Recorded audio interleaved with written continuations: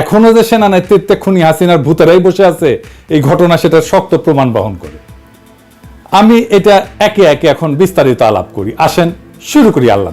1 number, সেনা সদর তাদের প্রতিক্রিয়াটা বাংলাদেশে অবস্থিত জাতিসংঘের আবাসিক সমন্বয়কের দপ্তরে সরাসরি পাঠিয়ে দিছে।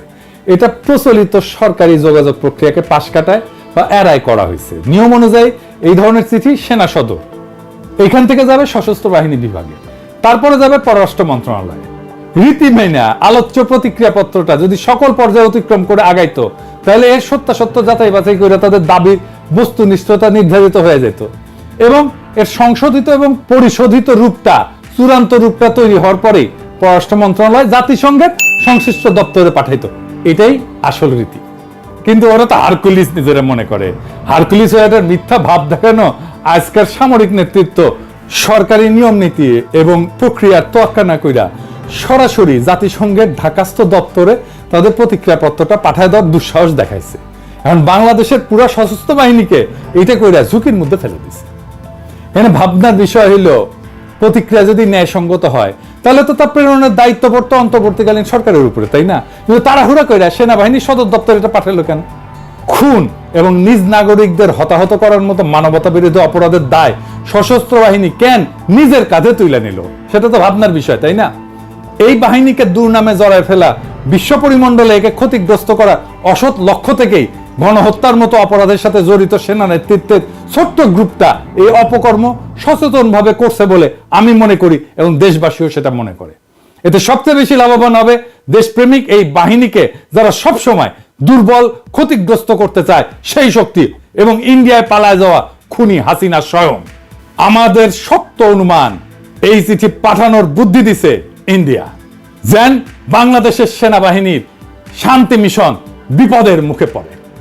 2 নাম্বার, সেনা সদর যে প্রতিক্রিয়া পত্রটা লিখছে তার মূল উদ্দেশ্য হইল বাংলাদেশের দণ্ডবিধি এবং সেনা আইনের আওতায় সেনাবাহিনীকে রক্ষা করার অপচেষ্টা।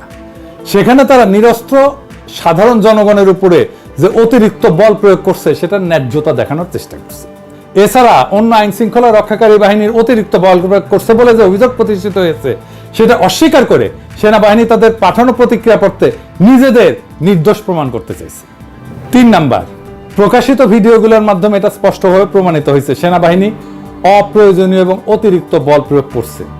বিক্ষোভকারীদের গতিবিধি পর্যবেক্ষণের জন্য ড্রোন ব্যবহার করছে, আন্দোলনকারীদের উপরে নজরদারির মাধ্যমে তাদের অবস্থান এবং গতিবিধি পর্যবেক্ষণ করে অন্যায়ভাবে আক্রমণকারী সীমান্তরক্ষী বাহিনী, বিজিবি, র্যাপিড অ্যাকশন ব্যাটালিয়ন এবং পুলিশ কর্তৃপক্ষকে জানাই দিছে এবং তার ফলে ফ্যাসিবাদীদের হামলাকে শানিত এবং মারাত্মক করে তুলছে।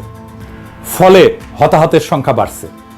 সেনাবাহিনীর হেলিকপ্টার উপর্যুপরি সাউন্ড গ্রেনেড বিস্ফোরণ ঘটাইছে এবং স্নাইপার রাইফেল থেকে গুলি চালাইছে। বিভিন্ন ভিডিও ক্লিপে সেনা কর্মকর্তাদের পৃথক পৃথক অবস্থান থেকে গুলি চালাইতে দেখা গেছে। একসময় সেনাবাহিনীর নিজস্ব প্রতিবেদনে বিক্ষোভ দমন করতে 18,000 রাউন্ড গুলি ছুরির কথা বলা হইলেও আলোচ্য প্রতিক্রিয়া পত্রে এখন এই যে বিবরণ দেওয়া হচ্ছে তা পূর্বের স্বীকারোক্তির সাথে সাংঘর্ষিক। এছাড়াও সেনাবাহিনীর বক্তব্যের কোথাও তাদের নিজেদের রুলস অফ এনগেজমেন্ট অনুসরণের কথা উল্লেখ নাই। এই বিষয়টা ব্যাপকভাবে পরীক্ষা নিরীক্ষা করা জরুরি। সেই সময় পরিচালিত সকল অপারেশন অডিট করা হলে বর্তমান সেনা নেতৃত্বের সকল জারিজুরি ফাঁস হয়ে যাবে বলে আমাদের বিশ্বাস। 4 নাম্বার, প্রতিক্রিয়াপত্রে দাবি করা হয়েছে গত জুলাই আগস্টের গণ অভ্যুত্থানকালে সেনাবাহিনীর দেশীয় এবং আন্তর্জাতিক আইনি কাঠামো মেনে চলছে। এতে বলা হয়েছে তারা জনপ্রশাসনকে সহায়তার জন্য মোতায়েন ছিল, কিন্তু বাস্তবে পুরো ঘটনা ছিল ভিন্ন। বিক্ষোভকারীরা ছিল নিরস্ত্র, তাদের আচরণ আগ্রাসী ছিল না, নিরাপত্তা বাহিনীর কাছে থেকে যথেষ্ট এবং নিরাপদ দূরত্ব বজায় রেখেই বিক্ষুব্ধ মানুষ অবস্থান করতেছিল। সংখ্যায় শত শত, কখনো হাজারে হাজারে মানুষ জড়ো হয়ে স্লোগান দিচ্ছিল, বাধার মুখে ইট পাটকেল ছুটছিল, সাউন্ড গ্রেনেড, টিয়ার গ্যাস, লাঠিপেটার বিরুদ্ধে জনতা নানান প্রতিরোধ গড়ে তোলার চেষ্টা চালাচ্ছিল। আর যখনই গুলি করা হচ্ছিল তখনই তারা 2 হাত প্রশস্ত কইরা বুক চিতায়, শির উঁচায়, সম্মুখে আগায় মৃত্যুকে আলিঙ্গন করতেছিল। ফলে তখন নিরস্ত্র আন্দোলনকারীদের উপরে সংগঠিত সেনাবাহিনী, সীমান্তরক্ষী বাহিনী, পুলিশ, র্যাব এবং আওয়ামী লীগের সশস্ত্র গোষ্ঠীগুলোর সীমাহীন বল প্রয়োগ, মাত্রাতিরিক্ত জুলুম এবং ভয়ঙ্কর সহিংসতাকে ন্যায়সঙ্গত বলে এখন প্রতিক্রিয়াপত্র লেখা অমার্জনীয় অপরাধ। 5 নাম্বার, কোন দেশীয় বা আন্তর্জাতিক আইনি কাঠামোই নিরস্ত্র জনগণের উপরে প্রাণঘাতী বল প্রয়োগের অনুমতি দেয় না। আইন শৃঙ্খলার বিবেচনায় নিয়ন্ত্রণহীন পরিস্থিতিতে ম্যাজিস্ট্রেট লিখিত অনুমতি দিলে তার ভিত্তিতে বিক্ষুব্ধ মানুষকে প্রথমে সতর্ক করা হয়, তারপরে ফাঁকা গুলি ছুড়ে জনতাকে ছত্রভঙ্গ করার চেষ্টা করা হয়। সেটা ব্যর্থ হলে চূড়ান্ত পর্যায়ে অপ্রাণঘাতী বা দাঙ্গা নিয়ন্ত্রণকারী অস্ত্র দিয়ে শুধুমাত্র হাঁটুর নিচে আঘাত করার উদ্দেশ্যে গুলি চালানো যায়। কিন্তু গত জুলাই আগস্ট গণ অভ্যুত্থান চলাকালে বাংলাদেশ সেনাবাহিনী এর কোনো কিছুই অনুসরণ বা মান্য করেনি। এখন 7 মাস পরে তখন সেনাবাহিনীর গৃহীত পদক্ষেপসমূহের বৈধতা প্রমাণ করতে হলে সেনা সদর দপ্তরের নিম্নলিখিত তথ্যগুলো সম্মুখে হাজির করা উচিত ছিল। 1 নাম্বার, কোথায় কোন স্থানসমূহ সেনাবাহিনী গুলি চালাইছে সেই যুদ্ধস্থল বা সংঘর্ষস্থলের তালিকা প্রকাশ করা। 2 নাম্বার, যে সকল ম্যাজিস্ট্রেট ওই সমস্ত স্থানে দায়িত্বে ছিলেন তাদের নামের তালিকা দেওয়া। 3 নাম্বার, সংশ্লিষ্ট ম্যাজিস্ট্রেটদের তখন স্বাক্ষরিত অনুমতি বা অনুমোদনের নথিপত্র প্রমাণ হিসেবে তুলে ধরা। এর কিছুই তারা করতে পারবে না। এখন এইবার আসেন পরের ইস্যু।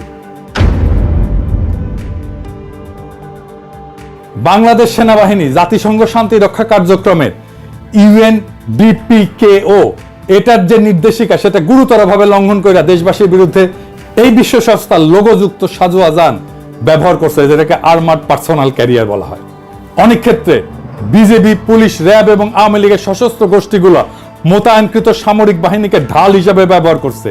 এই সুযোগ নিয়ে এই সকল বাহিনী প্রতিবাদী নিরীহ নাগরিকদের উপরে নির্বিঘ্নে নিপীড়ন চালাইছে। ভিডিও চিত্রে আরো দেখা গেছে যখন নিরস্ত আন্দোলনকারীরা আক্রান্ত হচ্ছিল তখন সেনাবাহিনী কোথাও তাদের রক্ষার জন্য আগায় আসেনি, নীরব দর্শকের ভূমিকা পালন করছে। বিপরীতে আইন শৃঙ্খলা রক্ষায় নিয়োজিত বাহিনীগুলা কোথাও কোণঠাসা হয়ে পড়লে সেনাবাহিনী সেখানে জনতার উপরে আক্রমণ চালাইছে, অগণিত গুলি ছুটছে এবং এতে অজস্র মানুষ হতাহত হয়েছে। 7 নাম্বার পয়েন্ট, যখন সেনাবাহিনী ও আধা সামরিক বাহিনী যৌথ অভিযান পরিচালনা করে তখন কমান্ড এবং নিয়ন্ত্রণ কাঠামো স্পষ্টভাবে সংজ্ঞায়িত হওয়া প্রয়োজন। সাধারণত এই ধরনের অভিযানে সুপিরিয়র ফোর্স অর্থাৎ সেনাবাহিনী নেতৃত্ব দেয়। তবে 2024 সালের জুলাই আগস্ট মাসে সেনাবাহিনী অধীনস্থ বাহিনী হিসেবে কাজ করছিল নাকি তারা নিয়ন্ত্রণ গ্রহণ করছিল সেটা তাদের বক্তব্যে স্পষ্ট না।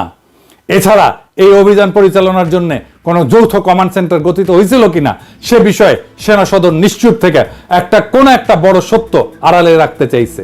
গত বছরের আন্দোলন বিক্ষুব্ধ সময় জুলাই মাসের 3য় সপ্তাহের পর থেকে দেশের বিভিন্ন এলাকায় অবস্থিত ক্যান্টনমেন্টগুলোকে কেন্দ্র করে সেই অঞ্চলের সকল আইন শৃঙ্খলা রক্ষাকারী বাহিনীর সমন্বয় সাধন এবং নেতৃত্ব প্রদানের দায়িত্ব অর্পিত হয়েছিল সংশ্লিষ্ট জিওসিদের উপরে। আমার বিনীত প্রশ্ন, এই বিষয়ে জেনারেল সাহেবেরা তাদের প্রতিক্রিয়াপত্রে এখন কেন কোনো কথা বলতেছেন না?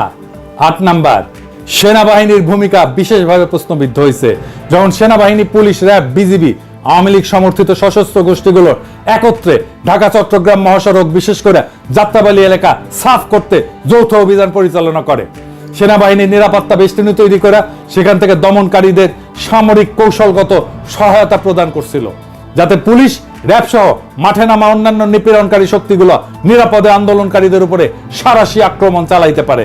সেদিন বিক্ষোভরত শিক্ষার্থী জনতার উপরে চালানো অভিযানে সেনাবাহিনী প্রাণঘাতী গুলি ছুড়ছে, সেখানে তারা বহু প্রতিবাদকারীকে হতাহত করে ছত্রভঙ্গ করছে।